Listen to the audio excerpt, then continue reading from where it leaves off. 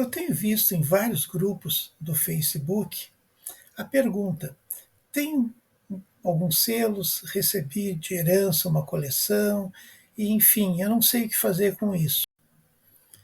Existe um vídeo no canal, especialmente explicando todos os passos de como é possível vender da melhor forma possível uma coleção.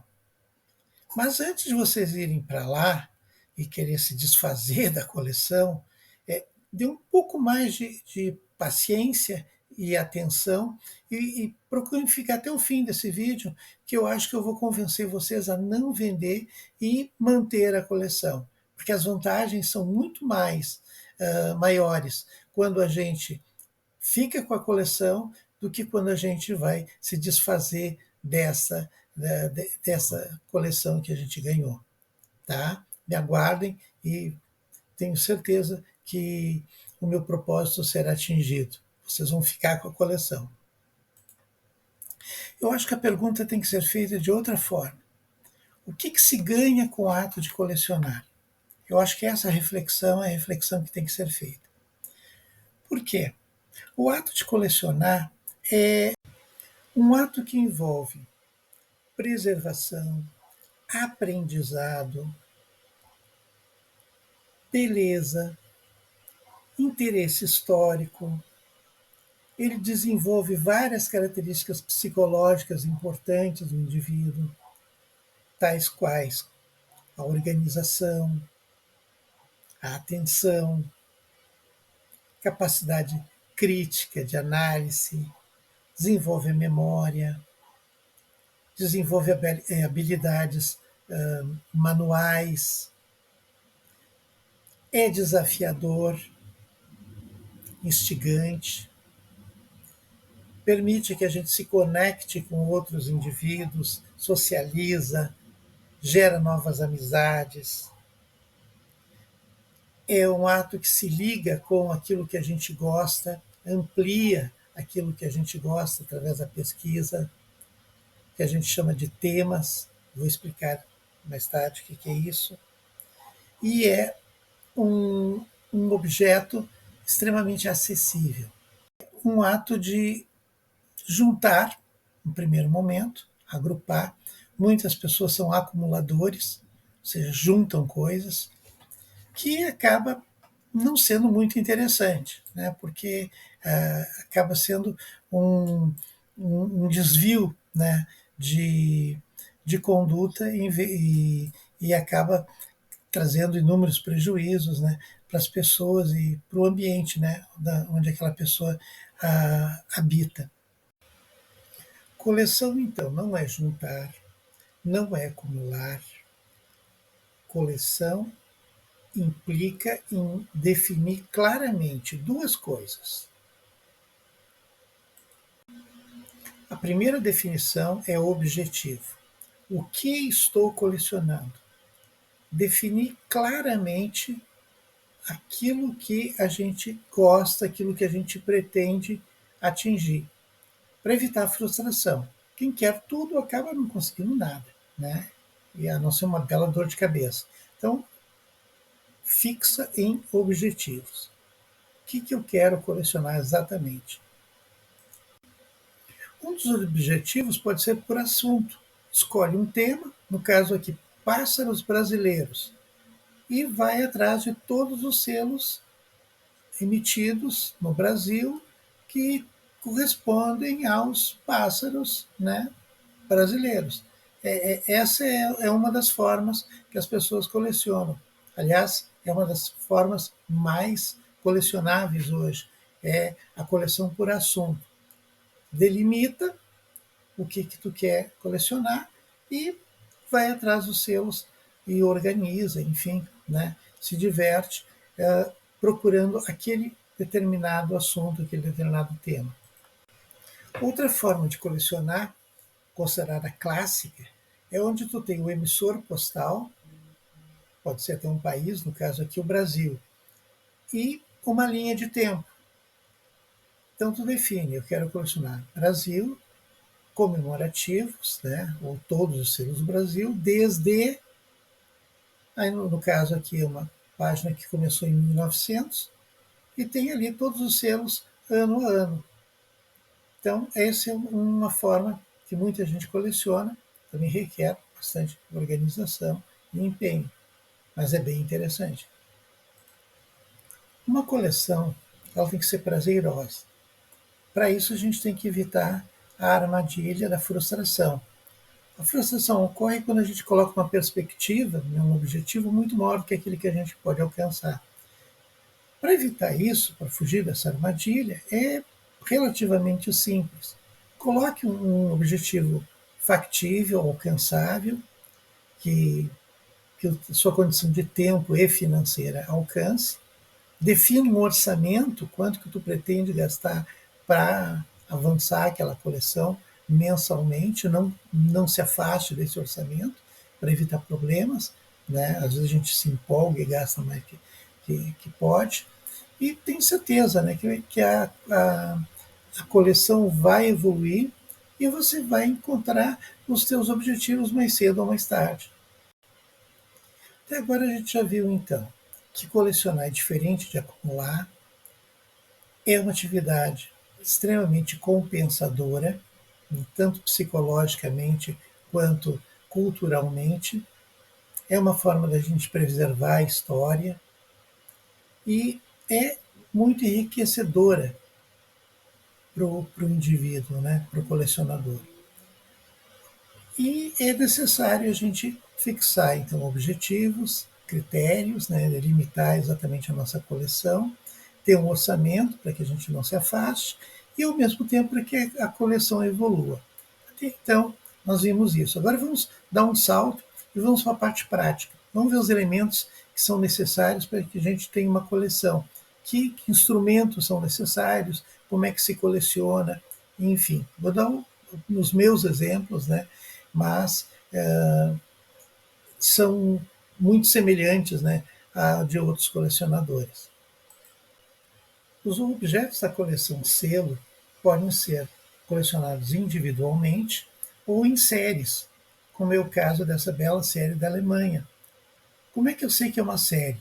Porque ela apresenta características comuns, é o mesmo design, né, que permeia a todos esses selos que estão aí. Pode notar que o formato gráfico, né, a concepção gráfica é a mesma. Vai variando os selos, vai variando os valores de face deles, mas eles têm uma semelhança visual. A gente diz que isso são séries. Os selos são objetos pequenos e frágeis.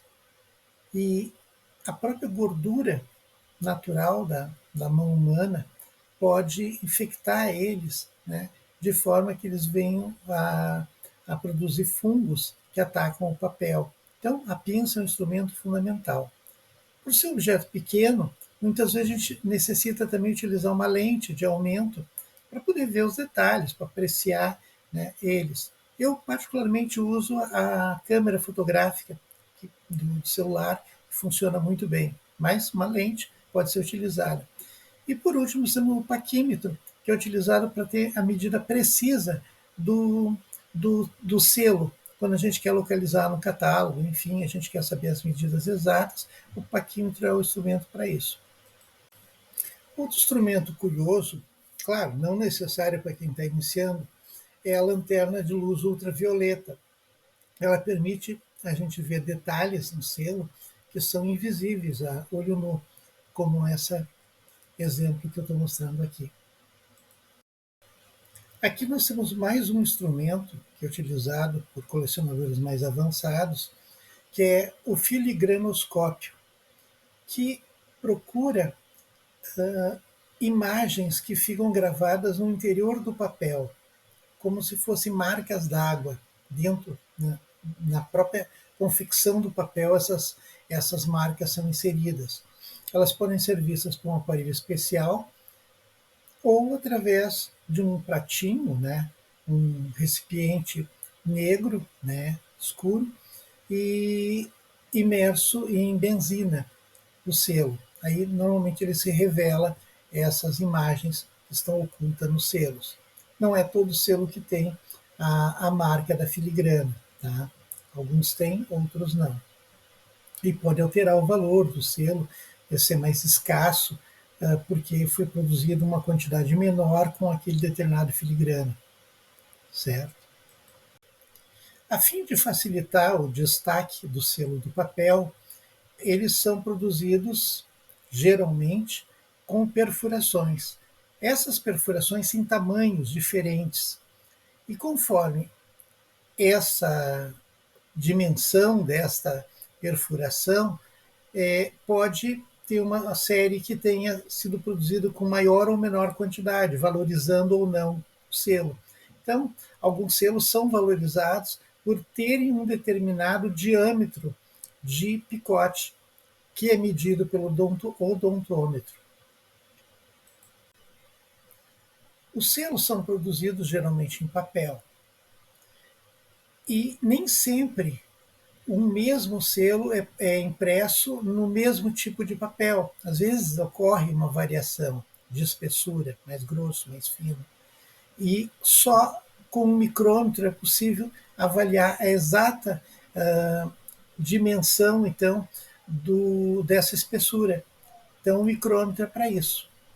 É utilizado claro, em selos caros, enfim, né, que possa uma diferenciação de papel ocasionar uma mudança muito grande no valor dele, por ser de uma tiragem inferior.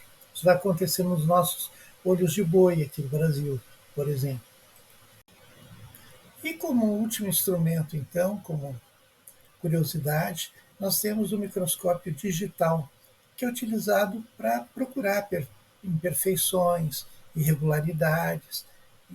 É um instrumento que tu pode aumentar 1000 vezes, então é possível ver em detalhes alguma irregularidade no selo que pode valorizar, né, a peça. Segue agora então algumas imagens da minha coleção e da forma então como eu me organizo. Eu utilizo classificadores. Esses classificadores são de folhas móveis, onde eu posso trocar, né, a ordem dessas folhas livremente. E essas folhas elas dispõem então de tamanhos variados. Algumas têm 7, outras têm 6, outras têm 4, duas ou até mesmo uma coluna só, de forma que eu possa acomodar qualquer tipo de peça de qualquer tamanho, como vocês podem ver.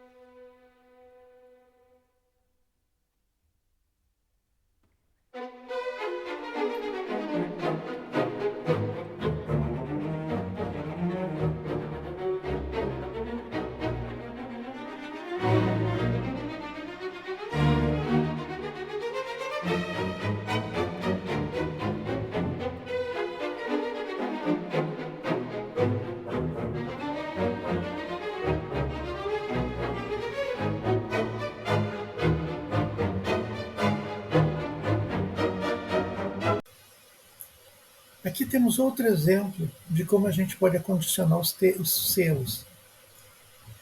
Eu utilizei aqui uma folha preta de papel mais grosso e confeccionei com folhas de acetato, folhas plásticas, né, cortadas com o ferro de soldar e uma régua, de forma que elas se soldassem uma na outra, né, com o calor do ferro de soldar.